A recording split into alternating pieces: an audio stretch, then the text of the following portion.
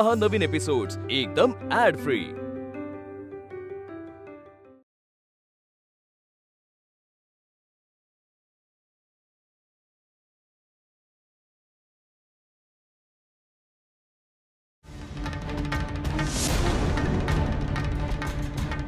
अगं काय विचारतोय मी? कुणाचं रक्त इथं सांडलंय? अगं दातखिळी का बसले तुझी? बोल ना।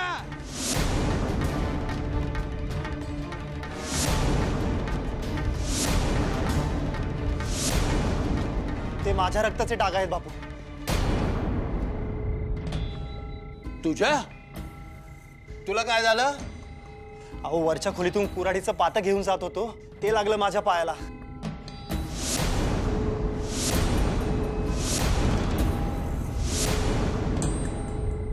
बर बर, त्याचे डाग आहेत का? हो, गड्यांना सांगून पुसून घेतो। हो ठीक आहे ठीक आहे।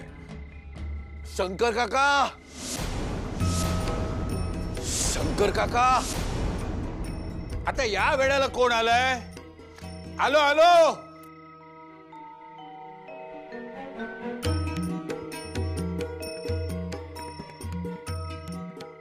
दादा, तू स्वतःहून आपला पाय कापून घेतलास? त्यात काय झालं? बाळकृष्ण क्रांतिकारकाचा जीव जाण्यापेक्षा माझा पाय कापला गेला तर काही बिघडत नाही बयोताई। दादा, तू जा वर, मी तुझ्यासाठी औषध आणते। हो।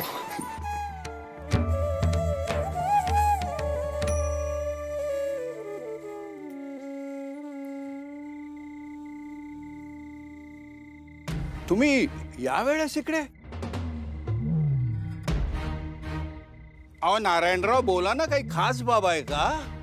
अहो त्याशिवाय आलोय का एवढ्या रात्रीचा इथवर? बोला बोला, सारे कुशल आहेत ना? हो, सगळं कुशल आहे आणि तुम्ही कुशल राहावत म्हणून आलोय सांगायला। म्हणजे? ऐका, तो दरोडेखोर का क्रांतिकारक तुमच्या आईत शिरलाय। पक्की बातमी आहे। काय सांगताय? खरे की काय? अहो म्हणून तर आले ना तुम्हाला सावध करायला, नाही तो बिनघोर झोपाल आणि उद्या सकाळी आमच्या जीवाला घोर लावाल असे सांगितले आहे त्र्यंबक काकांनी। आमच्या होणाऱ्या 2-2 सुना आहेत या घरात, म्हणून जास्त काळजी। नाही नाही, उत्तम केलेत, धन्यवाद, आम्ही काळजी घेतो। हा तेच बरे, तसंच करा। आणि सावध राहा, येतो। दरोडेखोर परवडले, पण एक क्रांतिकारक मोठे बिलंदर असतात। तुम्ही खुशाल पहारे ठेवा, ते तुमच्या पलंगाखाली कसे येऊन बसतील हे सांगता नाही यायचे।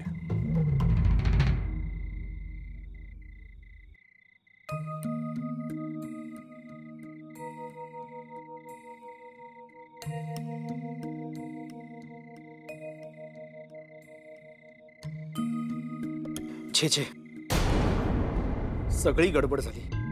काय झाले? भर सभेत शिपाई आले आणि दरोडेखोरांना शोधू लागले। मग म्हणाले की क्रांतिकारकांना शोधतायत। काय नाव होते बरे त्यांचे? हा, बाळकृष्ण अभ्यंकर, त्यांना शोधतायत।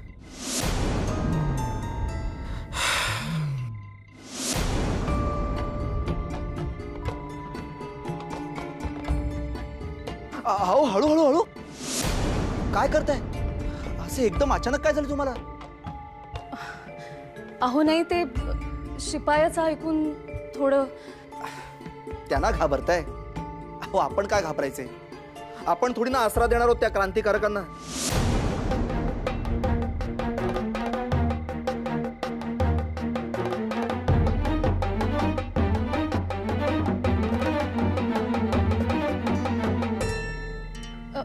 बरे, ते उत्सवाचे काय ठरले? शिपाई आले ना मध्येच। हो, पण एक गोष्ट मात्र चांगली घडली। कोणती हो? आपले जावई जोग फार मोठे असामी। या वर्षी पालखीचा मान वास्तविक त्यांच्याकडे होता, पण तो मान मोठ्या मनाने त्यांनी आपल्याला दिला।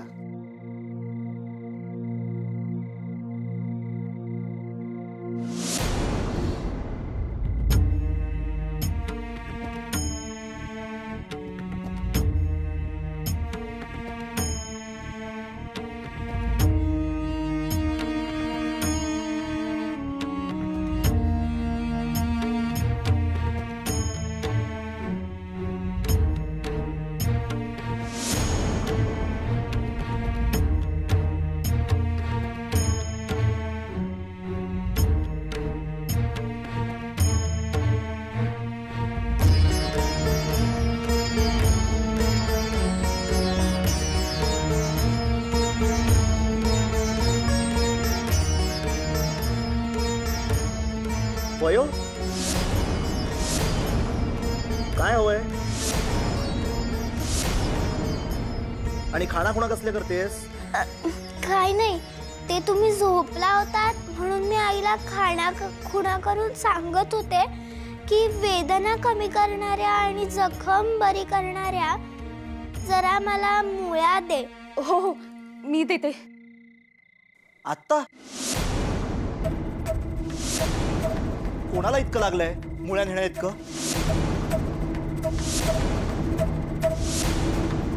अहो, ते प्रभाकर दादाच्या पायाला कुऱ्हाडीने कापलंय.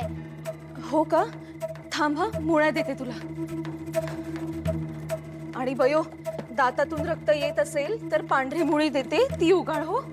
दात? कुऱ्हाड काय तोंडाला लागलीये का?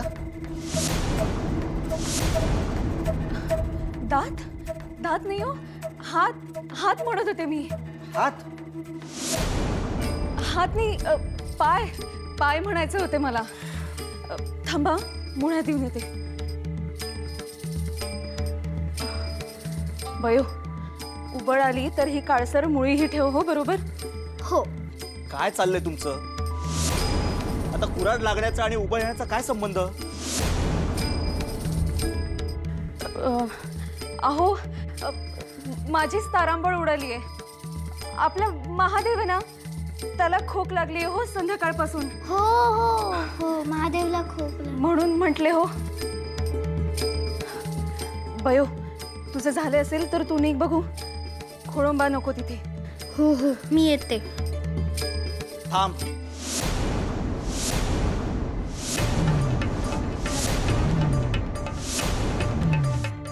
मामा, खाली कोणी आले तर सांग. जा बरं इथून. मी तुला लाडू देईन ना, लाडू. लाडू लाडू जातो जातो जातो लाडू लाडू. कोणी आले तर सांग. जा जा. हा सांगतो सांगतो सांगतो. लाडू लाडू सांगतो सांगतो सांगतो सांगतो. मी सुद्धा येतो तुमच्या सोबत. प्रभाकरची तब्येत पाहायलाच हवी. अहो, तुमचे पाय दुखत होते ना, आता पुन्हा चालून दगदग नको. हो हो हो, तुम्ही आराम करा. अहो, पण त्यास एवढे लागले, तुम्ही एवढी धावपळ करताय, मग त्याला पाहायलाच हवे ना. बयो, असे कर, तू प्रभाकरला धाडून दे ना इकडे. म्हणजे नानांना दगदग नको. हो, इथे प्रत्यक्ष विचारपूस करतील हो त्याची. नाही का? निजा निजा तुम्ही. मी पाय घासून देते. जा जा. बयो बयो.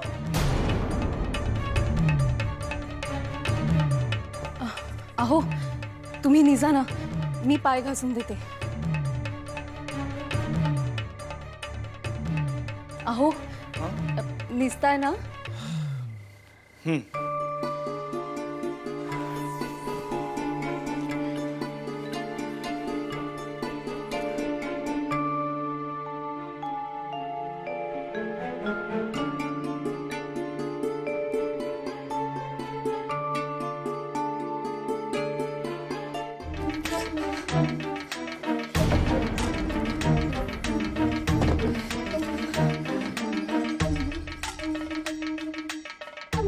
ही बयो कशी नाही आली अजून? उमा ते, हे घे मुळी. प्रभाकर दादा. दे. उमा, रक्त काही थांबत नाहीये. तू जखमेवर हळद लाव, तोपर्यंत मी मुळी उगाळतो. बर.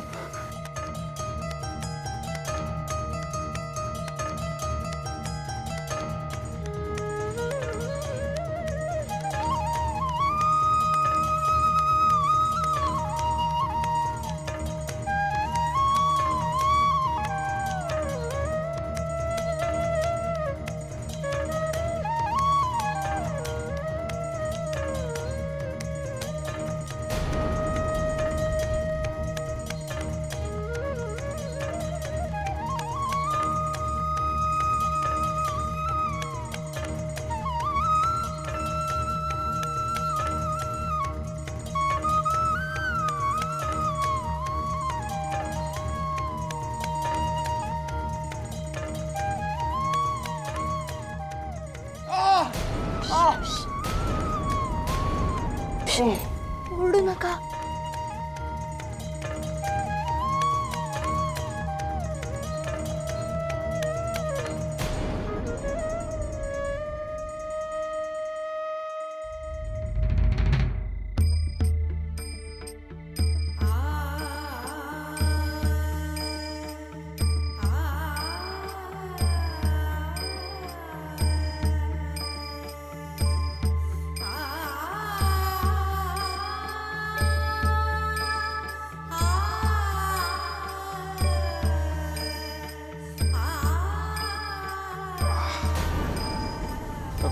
पाणी पाणी मा पाणी देते, पाणी दे त्याला.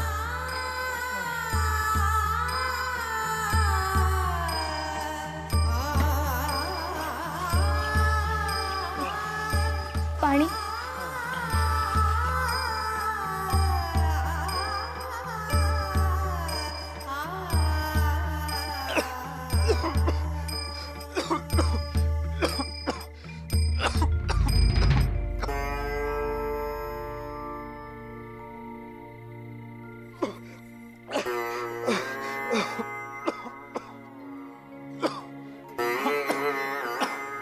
सावकाश सावकाश.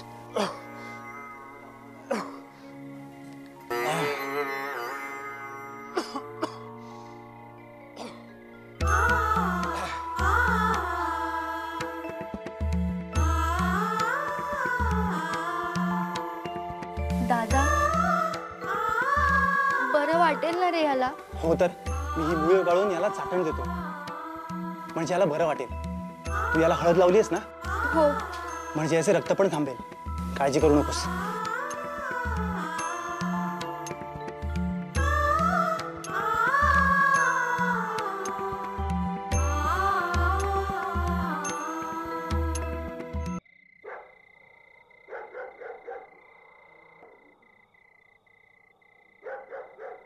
काय गो, वर सगळे ठीक आहे ना?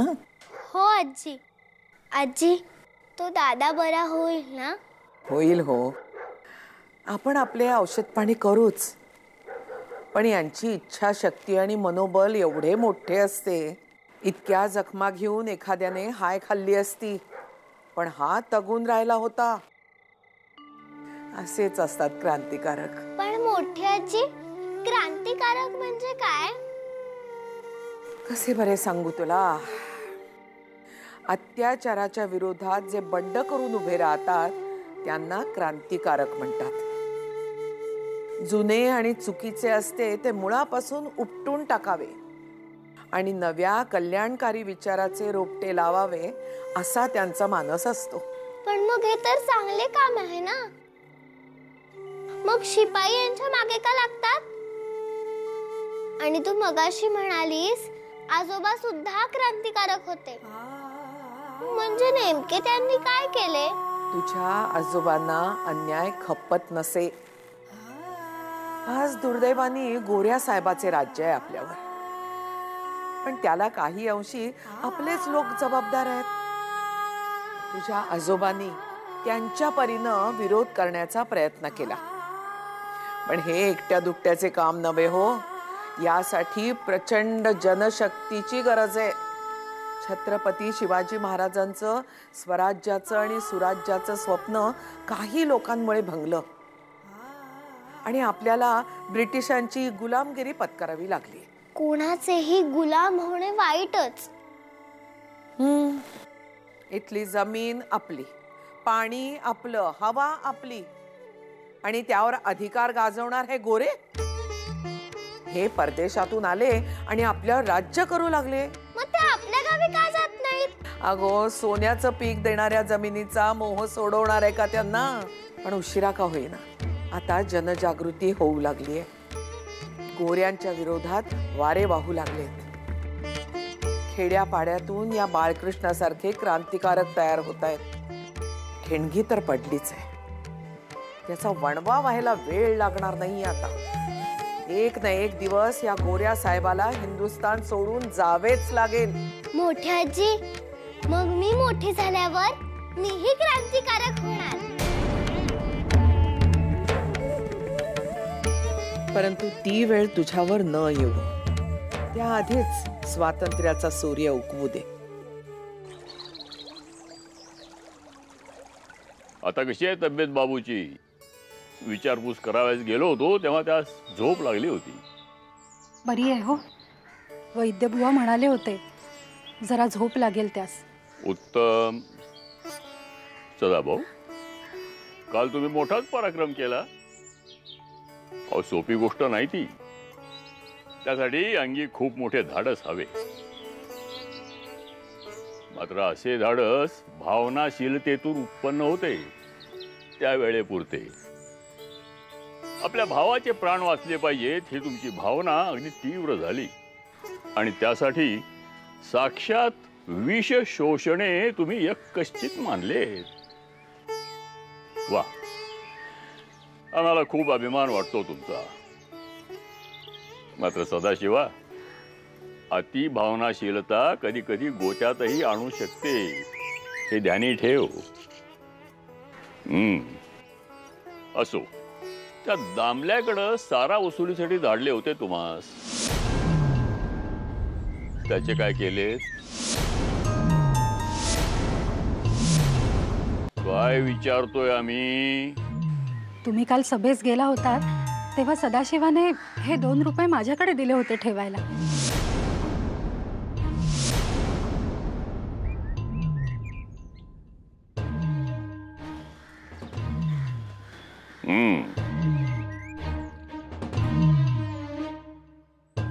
पण वसुली 3 रुपयाची होती. 1 रुपयाची खोट आली. 2 महिन्यात देतो म्हणाले आहेत दामले. बर, 2 दिलेत हेही नसे थोडके.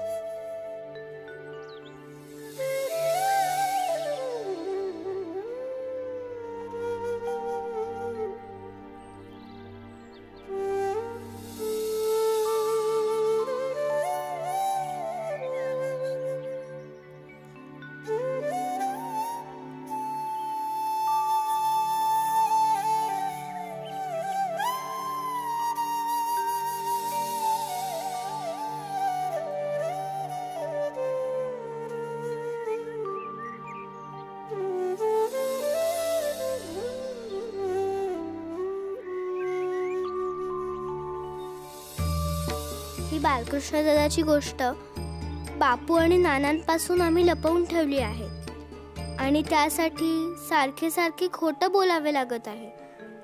मग ते योग्य आहे का? मोठी माणसे तर नेहमी सांगतात खोटे कधी बोलू नये, चोरी कधी करू नये.